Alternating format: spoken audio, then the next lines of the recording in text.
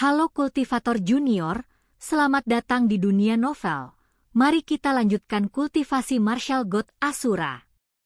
Bab 6666 Ling Kecil. Setelah mengetahui hal ini, Chu Feng segera menghampirinya untuk memberi salam. Lagi pula, Ling Sheng'er dapat dianggap sebagai salah satu teman pertama yang Chu Feng dapatkan di Istana Suci Tujuh Alam. Saat itu, Chu Feng masih bukan siapa-siapa. Ling Sheng'er, sebagai cucu dari kepala klan Ling, berasal dari keluarga bangsawan, tetapi dia tidak bersikap angkuh di hadapan Chu Feng dan benar-benar memperlakukannya sebagai teman. Chu Feng memiliki kesan yang sangat baik terhadap Ling Sheng'er. Oleh karena itu Ling Sheng'er diundang ke aula utama, tempat banyak anggota berpangkat tinggi dari aliansi klan Chu juga berkumpul. Ling Moer dan Xuang Yu tampak sedikit gelisah. Bahkan, mereka tidak begitu yakin tentang banyak hal, hanya Ling Sheng'er yang duduk di kursi, makan dan minum dengan lahap. Meskipun semua orang di aula itu adalah orang asing, dia bertindak seolah-olah dia telah tiba di rumah. Ada apa? Kamu lapar? Tiba-tiba terdengar suara yang familiar. Chu Feng muncul di dalam aula utama. Chu Feng. Begitu melihat Chu Feng, Ling Sheng'er langsung melompat ke sisinya seperti kelinci kecil. Chu Feng, aku sangat merindukanmu. Saat dia berbicara, Ling Sheng'er meninju bahu Chu Feng. Dia jelas seorang putri kecil yang imut, tetapi perilakunya seperti seorang adik laki-laki. Ya ampun, belum lama ya kita terakhir bertemu. Kamu jadi semakin cantik. Chu Feng tidak menunjukkan belas kasihan, menarik wajah Ling Sheng'er dengan kedua tangannya, meskipun wajahnya merah, hal itu tidak bisa menyembunyikan kecantikannya. Bahkan, hal itu membuatnya semakin menggemaskan. Kamu juga jadi tampan. Ling Sheng'er tak mau kalah, mengulurkan tangan dan mendorong hidung Chu Feng hingga berbentuk seperti hidung babi. Ya, dengan cara ini terlihat lebih keren lagi. Haha, Ling Sheng'er tertawa terbahak-bahak. Dari tingkah laku mereka, siapapun bisa tahu bahwa mereka memiliki hubungan yang sangat baik. Namun, dua orang lainnya yang datang bersama Ling Sheng'er tetap bersikap pendiam. Kedua wanita ini bertemu Chu Feng sekitar waktu yang sama dengan Ling Sheng'er, tetapi pilihan mereka saat itu berbeda dari pilihan Ling Sheng'er. Hal ini telah menyebabkan situasi canggung saat ini. Ngomong-ngomong, Chu Feng, kami semua akan bergabung denganmu sekarang. Apakah kamu senang melihat kami? Ling Sheng'er tiba-tiba berkata. Sambil berbicara, dia melirik dua orang di belakangnya. Selamat datang, Chu Feng langsung menjawab. Setelah mendengar itu, Xuang Yu tak kuasa menahan diri lagi dan hendak berlutut di hadapan Chu Feng untuk meminta maaf atas perbuatannya di masa lalu. Tuan muda Chu Feng, saya. Sebelum dia sempat berlutut, Chu Feng muncul di depannya dan membantunya berdiri. Senior Xuang Yu, saya sudah mendengar semua hal tentang Anda. Saat itu kau tidak tahu siapa aku. Kau hanya memikirkan minat nenekku. Aku tidak akan menyalahkanmu. Aliansi klan Chu menyambut Anda untuk bergabung, Chu Feng berkata sambil tersenyum. Senyum itu bukan dibuat-buat, dia benar-benar tidak menyimpan dendam dan sungguh menerima Xuang Yu. Karena jelas terlihat bahwa ia gemetar karena menangis, pada akhirnya ia tidak banyak bicara, hanya mengucapkan satu kalimat, takdirku, Xuang Yu, akan menjadi milikmu, tuan muda. Chu Feng, selain kami bertiga yang ingin bergabung denganmu, ada satu orang lagi yang ingin bekerja sama denganmu, dan itu adalah kakekku. Tepat saat itu, transmisi suara rahasia Ling Sheng'er sampai ke telinga Chu Feng. Chu Feng kemudian mengetahui niat pemimpin klan Ling, dan menyadari bahwa pemimpin klan Ling sedang menunggunya di luar kota sekte alam bela diri leluhur. Chu Feng percaya pada Ling Sheng'er, tetapi dia tidak percaya pada penguasa klan Ling. Jadi ketika Chu Feng pergi menemuinya, dia membawa Xiao Yu'er bersamaku. serta Jie Tianyan, Jie Shenxian, dan Master Zhai Xing. Saat ini, penguasa klan Ling berada di luar kota utama alam bela diri leluhur, di langit berbintang yang jauh. Kemudian, ia memamerkan kapal perangnya yang mewah, dan dengan sikap layaknya seorang pria perkasa, dia berdiri di atas dek. Menurut pandangannya, dia bukan bergabung dengan Chu Feng, melainkan bekerja sama dengannya. Karena kita akan bekerja sama, kita juga harus memperjuangkan kepentingan penguasa klan Ling dan sama sekali tidak boleh menurunkan pendirian kita. Terutama setelah dia melihat Chu Feng dan yang lainnya mendekat dengan kapal perang mereka, sikap arogannya menjadi semakin terlihat jelas. Dia berdiri dengan tangan di belakang punggung, bahkan membelakangi Chu Feng, seolah-olah bukan dia yang meminta kerjasama, melainkan Chu Feng yang memohon padanya untuk bekerja sama. Lingzi kecil, kau juga sudah mengetahuinya? Namun ketika sebuah suara terdengar, ekspresi pemimpin klan Ling berubah drastis, dan dia buru-buru berbalik. Benar saja, sosok Jie Shenxian melangkah keluar dari kapal perang Chu Feng dan menuju ke geladak kapalnya. Di belakang Jie Shenxian ada Jie Tianyan, Master Zhai Xing, Chu Feng, Xiao Yu Er, Ling Sheng Er, dan lainnya. Salam, Tuan Jie Shenxian. Penguasa klan Ling segera berlutut dan membungkuk kepada Jie Shenxian.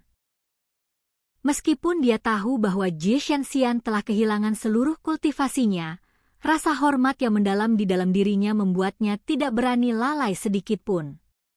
Bahkan saat melihat Jie Shenxian, kebenciannya terhadap Jie Tianran kembali meluap. Seseorang dengan status seperti itu kehilangan seluruh kultivasinya karena intrik Jie Tianran, dan jika bukan karena Chu Feng, kemungkinan besar dia akan kehilangan nyawanya. Pada saat itu, ia dipenuhi penyesalan, menyadari betapa keras kepala dan bodohnya dia selama ini. Lingzi kecil, jangan coba-coba melakukan itu padaku. Aku bertanya padamu, apakah kau benar-benar setia kepada Chu Feng, atau kau menyimpan motif tersembunyi? Penggemar Jie Shenxian bertanya. Tuanku, saya datang ke sini untuk memimpin klan Ling bergabung dengan Chu Feng, untuk membalaskan dendam Anda, dan untuk melenyapkan si binatang buas Jie Tianran. Ling Sheng Er dan Ling Moer terkejut ketika pemimpin klan Ling mengatakan hal ini. Itu bukan yang kakeknya katakan sebelumnya. Namun yang tidak mereka ketahui adalah bahwa kakek mereka sebelumnya tidak berpikir seperti itu. Namun terkadang, perubahan pikiran bisa terjadi dalam sekejap. Karena perubahan pikirannya, percakapannya dengan Chu Feng menjadi sangat lancar. Chu Feng sebenarnya tidak mengharapkan mereka bisa membantunya. Lagi pula, bahkan penguasa klan Ling pun memiliki kekuatan terbatas. Mereka hanyalah pion dari Jie Tianran. Mereka tidak tahu apapun tentang keberadaan di dalam tubuh Jie Tianran, apalagi rahasia apapun tentang Jie Tianran yang dapat diungkapkan kepada mereka. Namun, setelah berdiskusi, tercapai kesepakatan bahwa lebih baik membiarkan klan Ling datang langsung ke pihak mereka daripada membiarkan klan Ling datang langsung ke pihak mereka. Akan lebih baik membiarkan mereka tinggal di Istana Suci Tujuh Alam. Mungkin mereka dapat memainkan peran yang lebih besar di sana. Tentu saja, Chu Feng juga setuju untuk tidak membunuh siapapun dari klan Ling, dengan syarat dia tidak akan membunuh siapapun yang bersedia membelot ke pihak mereka. Penguasa Ling juga menyetujui hal ini. Lagi pula, bahkan pemimpin klan Ling sendiri pun tidak dapat menjamin bahwa semua anggota klan Ling akan mengikutinya dan menyatakan kesetiaan kepada Chu Feng. Faktanya, dia sendiri tahu bahwa Jie Tianran telah menyusup ke klan Ling. Saat ini, banyak anggota klan Ling yang sebenarnya sependapat dengan Jie Tianran, dan cukup banyak yang bahkan menjadi mata-mata yang ditanam oleh Jie Tianran. Penguasa Ling tidak peduli dengan hidup atau mati orang-orang ini. Jadi Chu Feng mengambil jimat teleportasi dari Ling Sheng Er. Jika memang ada kebutuhan nyata dan membutuhkan pemimpin klan Ling, jimat komunikasi ini akan digunakan untuk memberitahu pemimpin klan Ling apa yang harus dilakukan. Setelah mencapai kesepakatan, pemimpin klan Ling bersiap untuk kembali ke Istana Suci Tujuh Alam. Dia juga memiliki banyak hal yang harus dilakukan. Langkah pertama adalah menyaring orang-orang yang dapat diandalkan. Dengan demikian, selangkah demi selangkah, mereka menyatukan seluruh garis depan pertempuran klan Ling. Ini juga akan memakan waktu. Tuan Dewa Jishan, kalau begitu, saya permisi dulu. Sebelum berpisah, penguasa klan Ling sekali lagi berlutut dan membungkuk kepada Jishan Xian. Lingzi kecil, kau pergi begitu saja? Chu Feng akan memaafkan dan melupakan, serta menerimamu. Kau benar-benar akan mengakuinya tanpa malu-malu? Tanpa mengucapkan terima kasih sedikit pun? Penggemar Jishan Xian bertanya. Bab 6667 Roh Perisai Surgawi. Tuanku, Chu Feng memiliki begitu banyak harta karun, dan aku tidak memiliki apapun yang layak disebutkan. Sebenarnya, aku sudah menyiapkan sesuatu, tetapi aku takut Chu Feng akan merasa jijik, jadi aku tidak mengeluarkannya. Chu Feng, mohon jangan tersinggung. Pemimpin klan Ling tersenyum canggung, lalu mengeluarkan tas Qian Kun dan menyerahkannya kepada Chu Feng. Bukalah dan lihat apa yang ada di dalamnya, kata Jishan Xian. Chu Feng mengeluarkan semua harta karun dari kantung Qian Kun miliknya. Di dalamnya terdapat harta karun yang tak ternilai harganya, termasuk berbagai material penghalang dan material langka, serta berharga yang tidak dapat ditemukan di tempat lain di pasaran. Ling Sheng'er semakin terharu melihat kakeknya yang pelit itu begitu tulus, namun kata-kata dari Jishan Xian itu kembali bergema. Ini benar-benar tidak enak, tidak heran kau tahu Chu Feng pasti tidak menyukainya. Mendengar itu, Ling Sheng'er dan Ling Moer sama-sama terkejut. Hanya itu saja? Tuan Ling hanya bisa tersenyum canggung. Sebenarnya, dia tidak mempersiapkan apapun. Setelah Jishan Xian berbicara, dia memberikan sesuatu kepada Jishan Xian dan menyusun apa yang menurutnya baik. Dia sudah mulai merasakan dampaknya, ini juga merupakan ketulusan terbesarnya. Lingzi kecil, aku ingat bahwa klan Lingmu memperoleh harta karun dari pemimpin pertama klan Ling, roh perisai surgawi, tetapi belum ada yang mampu membangkitkannya. Karena kau toh akan menyimpannya, kenapa tidak memberikannya kepada Chu Feng untuk dicoba? Mungkin Chu Feng bisa membangkitkannya, ucap Jishan Xian lagi. Pemimpin klan Ling tampak gelisah dan hendak mengatakan sesuatu ketika Dewa Jishan menyela. Jangan bilang kau tidak membawanya. Kalau kau bilang tidak membawanya, aku akan menggeledahmu. Ya, saya yang membawanya. Sebenarnya, aku juga berpikir untuk memberikan ini kepada Chu Feng, tetapi sesuatu yang tidak dapat dibangkitkan tampaknya tidak tulus, kata klan Ling. Tidak, tidak. Menurutku itu sangat tulus. Bagaimana menurutmu, Chu Feng? Jishan Xian memandang Chu Feng. Saya rasa Anda benar, senior. Selama Tuan klan Ling bersedia memberikannya, itu sudah merupakan ketulusan terbesar.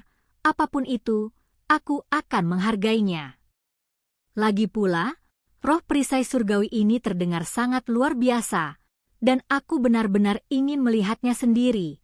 Mata Chu Feng hampir berbinar. Ling Sheng'er dan Ling Moer sama-sama tercengang. Memang benar bahwa tidak ada seorang pun yang dapat membangkitkan roh perisai surgawi, tetapi itu adalah harta paling berharga dari klan Ling. Bahkan ketika Ling Sheng'er memintanya kepada kakeknya saat itu, kakeknya tidak memberikannya kepadanya, dia hanya membiarkannya mencoba membangkitkannya beberapa kali, dan begitu dia gagal, aku berhenti membiarkannya menyentuhnya. Apakah kakeknya, si pelit itu, benar-benar rela memberikan roh perisai surgawi yang begitu berharga kepada Chu Feng? Namun, pemimpin klan Ling justru mengeluarkan sebuah benda perunggu seukuran telapak tangan dari dadanya dan menyerahkannya kepada Chu Feng. Chu Feng, kenapa kamu tidak mencobanya? Chu Feng mengambil benda itu dan menemukan bahwa benda itu menyerupai cermin perunggu, tetapi tanpa permukaan cermin. Ada ukiran di atasnya yang tampak seperti binatang buas, dan itu cukup jelek. Ketika Chu Feng menerima barang itu, dia menyadari bahwa tatapan tertuju padanya dari barang tersebut. Ini tentang mengamati diri sendiri. Apakah ia hidup? Chu Feng bertanya. Hidup? Ling Xiang'er dan yang lainnya menyaksikan dengan takjub. Pemimpin klan Ling menyatakan dengan tegas, itu bukanlah makhluk hidup. Ini adalah harta karun yang, setelah diaktifkan, dapat menampilkan formasi pertahanan yang sangat kuat. Pemimpin klan Ling menjelaskan. Chu Feng, apakah kamu menemukan sesuatu? Jie Shanxian bertanya pada Chu Feng. Aku merasakan ada tatapan yang terpancar dari benda ini, mengamatiku, kata Chu Feng. Benar-benar? Mungkinkah kau benar-benar bisa membangkitkan hal ini? Setelah mendengar itu, ekspresi pemimpin klan Ling berubah drastis. Ini adalah pertama kalinya dia mendengar pernyataan seperti itu. Bahkan Jie Shanxian, Jie Tianyan, dan yang lainnya pun baru mendengarnya untuk pertama kalinya. Ling Xiang'er dan Ling Moer menatap Chu Feng dengan mulut ternganga, karena mereka berdua adalah orang-orang yang telah mencoba membangkitkan makhluk ini. Mereka tidak pernah merasa mendapat perhatian dari roh perisai surgawi tersebut. Aku akan mencobanya. Saat Chu Feng berbicara, dia menggenggam benda itu dan pertama-tama menyalurkan kekuatan formasinya sendiri ke dalamnya, dan roh perisai surgawi mulai memancarkan cahaya redup. Astaga! Mata Ling Xiang'er dan Ling Moer membelalak. Karena ketika kakeknya meminta mereka untuk membangunkannya, dia berkata bahwa jika mereka bisa membuat objek itu memancarkan cahaya, itu berarti mereka memiliki kesempatan untuk membangunkannya. Karena dalam garis keturunan klan Ling, ada seorang leluhur yang menyebabkan benda ini memancarkan cahaya redup.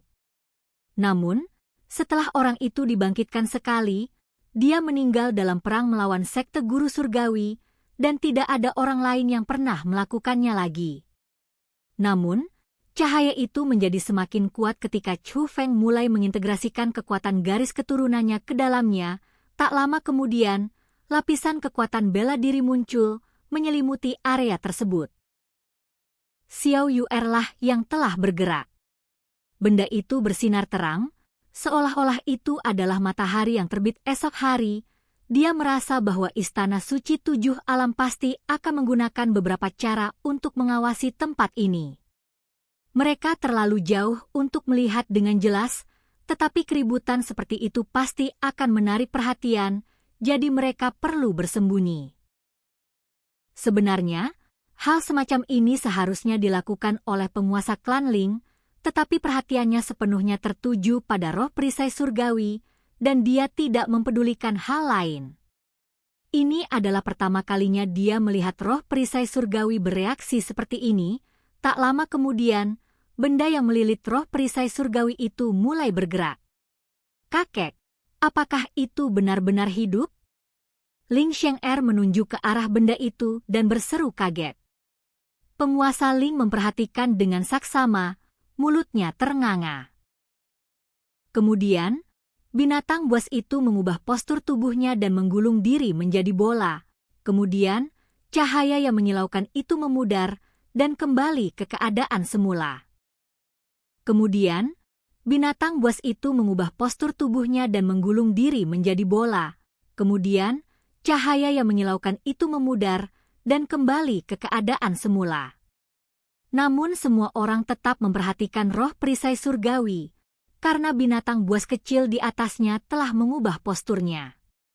Ia benar-benar hidup, pantas saja disebut roh perisai surgawi. Awalnya kukira itu hanya pajangan, ternyata ia benar-benar hidup. Chu Feng, apakah kau sudah membangkitkan benda ini? Pemimpin klan Ling bertanya kepada Chu Feng. Tidak. Saya gagal, Chu Feng menggelengkan kepalanya. Kamu gagal? Bahkan kamu pun tidak bisa melakukannya? Ekspresi Tuan Ling tampak rumit, tetapi di dalam hatinya ia sangat gembira. Banyak orang sebelumnya mempertanyakan apakah nama roh perisai surgawi benar-benar pantas. Ini sama sekali bukan harta karun. Namun, tindakan Chu Feng hari ini membuktikan nilai dari roh perisai surgawi. Karena Chu Feng tidak dapat membangkitkannya, maka dia tidak perlu memberikannya kepada Chu Feng. Namun tepat saat dia mengulurkan tangan untuk mengambil kembali roh perisai surgawi tersebut, Ji Shenxian berbicara lebih dulu. Chu Feng, karena kau memiliki kesempatan untuk membangkitkannya, ambil roh perisai surgawi tersebut dan cobalah beberapa kali lagi. Kau pasti akan berhasil. Jika kamu tidak bisa berhasil, mungkin tidak ada orang lain yang bisa. Pada saat itu, Ji Shenxian menatap Raja Klan Ling dan bertanya, Anda setuju, kan, Lingzi kecil? Ini. Tuan Ling masih memikirkan cara untuk memintanya kembali. Pada saat itu, Chu Feng tersenyum dan membungkuk kepada Tuan Klan Ling. Kalau begitu, junior ini akan berterima kasih padamu sebelumnya, senior. Setelah mengatakan itu, tanpa menunggu pemimpin Klan Ling berbicara, dia langsung memasukkan roh perisai surgawi ke dalam kantung Qian Kun. Adegan ini bahkan menarik perhatian penguasa Ling. Senior, ada apa? Mengapa kamu terlihat pucat sekali? Chu Feng bertanya. Tidak, bukan apa-apa. Penguasa Ling benar-benar tak berdaya, bahkan kekuatannya untuk berbicara pun melemah. Hanya Ling Xiang'er dan Ji Shenxian yang diam-diam tertawa sendiri, meskipun mereka berasal dari generasi yang berbeda. Mereka semua memahami pemimpin Klan Ling dan tahu bahwa dia sedang merasakan kesulitan. Namun pada saat itu, ekspresi Chu Feng berubah, jelas menunjukkan bahwa dia telah memperhatikan sesuatu, maka ia segera menatap pemimpin Klan Ling. Dan cerita pun berakhir. Mari kita lanjutkan kultivasi martial god Asura berikutnya di dunia novel.